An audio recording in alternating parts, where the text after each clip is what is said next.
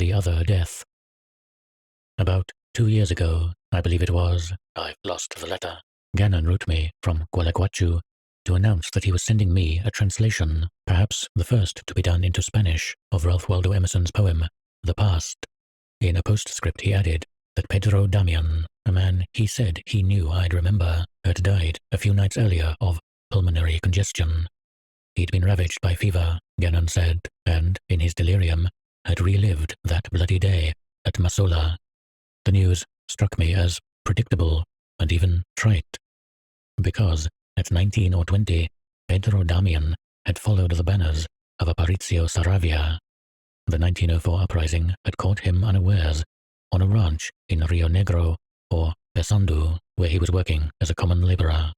Damian was from the Entre Rios, Gualeguay to be exact, but where his friends went, he went, just as spirited and ignorant a fellow as they were. He fought in the occasional hand-to-hand skirmish, and in that last battle, repatriated in 1905, he went back, with humble tenacity, to working in the fields. So far as I am aware, he never left his province again. He spent his last 30 years on quite a solitary little farm, a league or two from the Nyonse. It was in that God-forsaken place that I spoke with him one evening in 1942, or tried to speak with him. He was a man of few words and little learning. The sound and fury of Masola were the full extent of his story. It came as no surprise to me that he had relived those times as he lay dying. I had learned that I would never see Damian again, and so I tried to recall him. My visual memory is so bad that all I could remember was a photograph that Gannon had taken of him. That, too, is not particularly remarkable if you consider that I saw the man himself but once in early 1942, but saw the photograph countless times. Gannon sent me the photo. I've lost it, but now I've stopped looking for it. I'd be afraid to find it. The second episode took place in Montevideo months later. The fever and agonizing death of the man from Entre Rios suggested to me a tale of fantasy based on the defeat at Masola. When I told the plot of the story to Emir Rodriguez Monegal, he gave me a letter of introduction to Colonel Dionisio Tabares, who had led the campaign.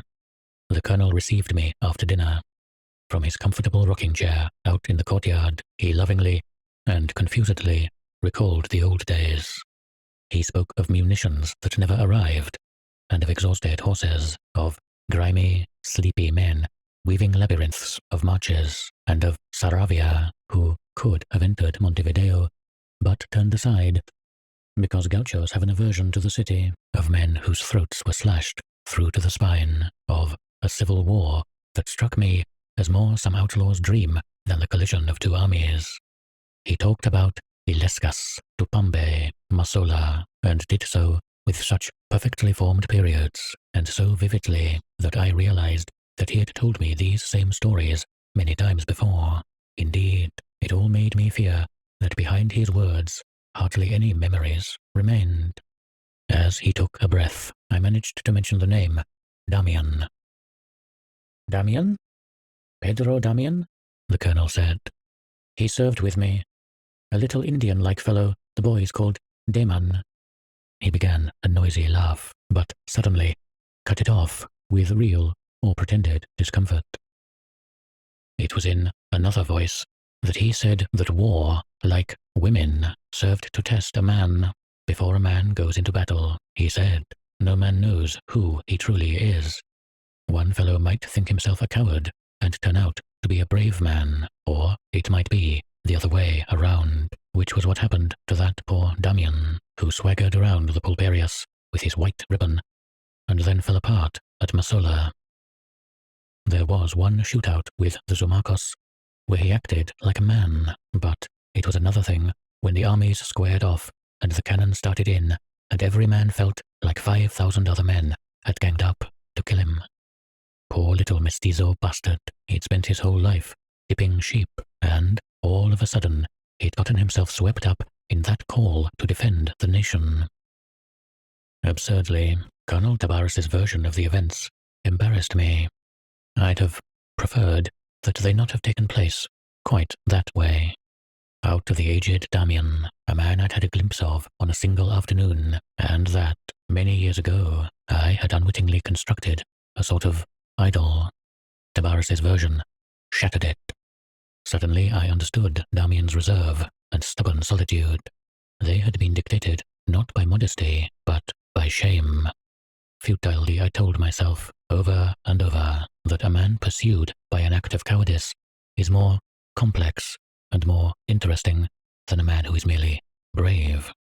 The gaucho Martin Fierro, I thought, is less memorable than Lord Jim or Razumov. Yes, but Damian, as a gaucho, had an obligation to be Martin Fierro, especially so in the company of Uruguayan gauchos. With respect to what Tabarris said, and failed to say, I caught the gamey taste of what was called artiguismo, the perhaps unarguable awareness that Uruguay is more elemental than our own country, and therefore wilder. I recall that night we said our goodbyes with exaggerated effusiveness. That winter, the lack of one or two details from my tale of fantasy, which stubbornly refused to find its proper shape, made me return to Colonel Tabarris's house. I found him with another gentleman of a certain age, Dr. Juan Francisco Amaro of Pesandu, who had also fought in Saravia's uprising. There was talk, predictably enough, of Masoler. Amaro told a few anecdotes, and then, slowly, like a man thinking out loud, he added, "We stopped for the night on the Santa Irene ranch, I remember, and some new men joined up with us. Among them, there was a French veterinarian who died the day before the battle, and a sheep shearer, a young kid from Entre Rios, named Pedro Damian." I interrupted sharply. "I know," I said, "the Argentine kid that fell apart under fire." I stopped. The two men were looking at me perplexedly. "I beg your pardon, sir," Amaro said, at last. "Pedro Damian died as any man might wish to die. It was about 4 in the afternoon. The Red Infantry had dug in on the peak of the hill. Our men charged them with lances. Damian led the charge, yelling, and a bullet got him straight in the chest. He stopped, stock still, finished his yell, and crumpled, and his body was trampled under the hooves of the horses. He was dead, and the final charge at Masoler rolled right over him. Such a brave man, and not yet 20. He was undoubtedly talking about another Damian, but something made me ask what the young mestizo was yelling. "Curses," the colonel said, "which is what you yell in charges." "That may be," said Amaro, "but he was also yelling, 'Viva Urquiza!'" We fell silent. Finally, the colonel murmured, "Not as though he was fighting at Masoler, but at Cagancha or India Muerta 100 years before." Then, honestly perplexed, he added, "I commanded those troops, and I'd swear that this is the first time I've heard mention of any Damian." We could not make him remember. In Buenos Aires, another incident was to make me feel, yet again, that shiver that the colonel's forgetfulness had produced in me. Down in the basement of Mitchell's English bookshop, I came upon Patrizio Gannon one afternoon, standing before the 11 delectable volumes of the works of Emerson. I asked him how his translation of The Past was going. He said he had no plans to translate it. Spanish literature was tedious enough already without Emerson. I reminded him that he had promised me the translation in the same letter in which he had written me the news of Damian's death. He asked who this Damian was.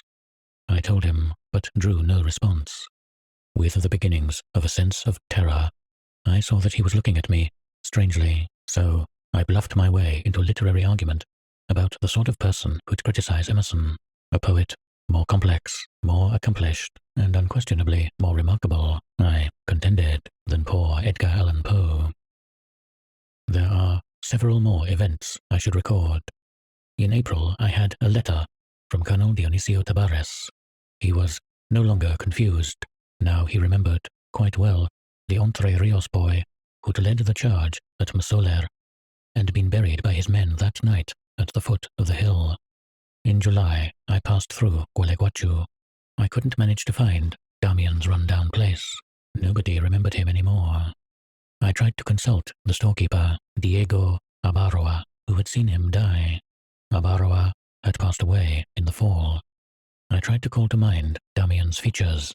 Months later, as I was browsing through some albums, I realized that the somber face I had managed to call up was the face of the famous tenor, Tambulik, in the role of Othello. I pass now to hypotheses. The simplest, but also the least satisfactory, posits two Damians, the coward who died in Entre Rios in 1946, and the brave man who died at Masoler in 1904. The problem with that hypothesis is that it doesn't explain the truly enigmatic part of it all, the curious comings and goings of Donald Tavares's memory, the forgetfulness that wipes out the image and even the name of the man that was remembered such a short time ago. I cannot, accept the even simpler hypothesis that I might have dreamed the first remembering. More curious yet is the supernatural explanation offered by Ulrike von Kühlmann. Pedro Damian, Ulrike suggests, died in the battle, and, at the hour of his death, prayed to God to return him to Entre Rios. God hesitated a second before granting that favor, and the man who had asked it was already dead. And some men had seen him killed. God, who cannot change the past, although he can change the images of the past, changed the image of death into one of unconsciousness, and the shade of the man from Entre Rios returned to his native land. Returned, but we should recall that he was a shade, a ghost. He lived in solitude, without wife, without friends. He loved everything, possessed everything, but from a distance, as though from the other side of a pane of glass. He died, but his gossamer image endured, like water within water. That hypothesis is not correct, but it ought to have suggested the true one, the one that today I believe to be the true one, which is both simpler and more outrageous. I discovered it almost magically in Pierre Damiani's treatise titled De Omnipotentia, which I sought out because of two lines from Canto 21 of the Paradiso, two lines that deal with the problem of identity.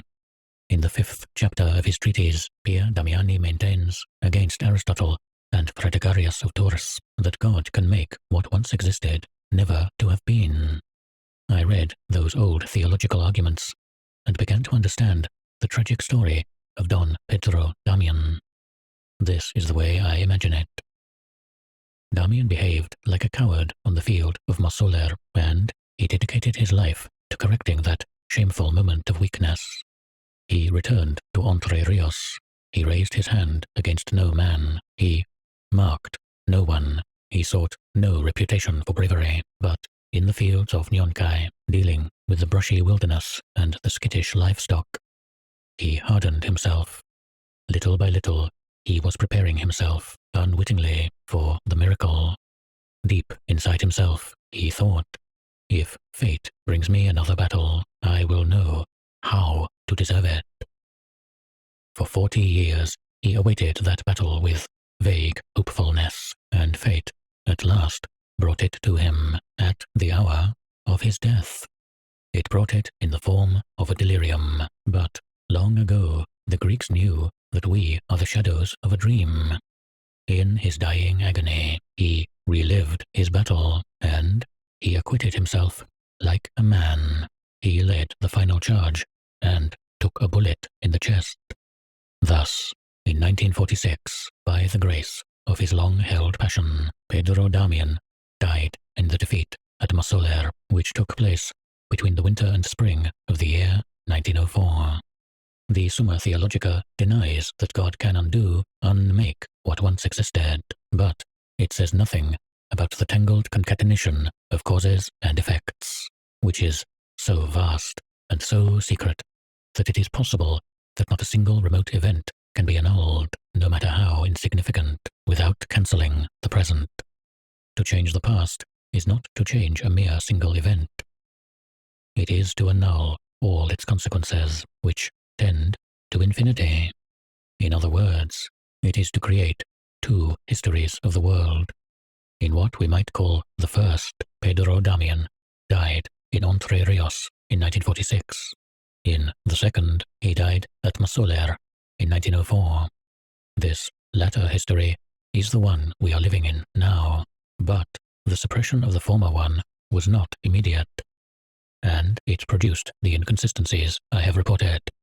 In Colonel Dionisio Tabares, we can see the various stages of this process. At first, he remembered that Damian behaved like a coward. Then, he totally forgot him. Then he recalled his impetuous death. The case of the storekeeper, Abaroa, is no less instructive. He died, in my view, because he had too many memories of Don Pedro Damian. As for myself, I don't think I run a similar risk.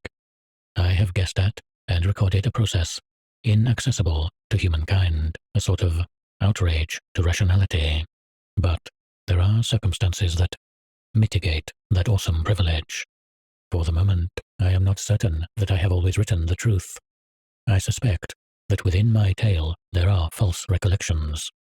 I suspect that Pedro Damian, if he ever existed, was not called Pedro Damian, and that I remember him under that name in order to be able to believe, someday in the future, that his story was suggested to me by the arguments of Pier Damiani.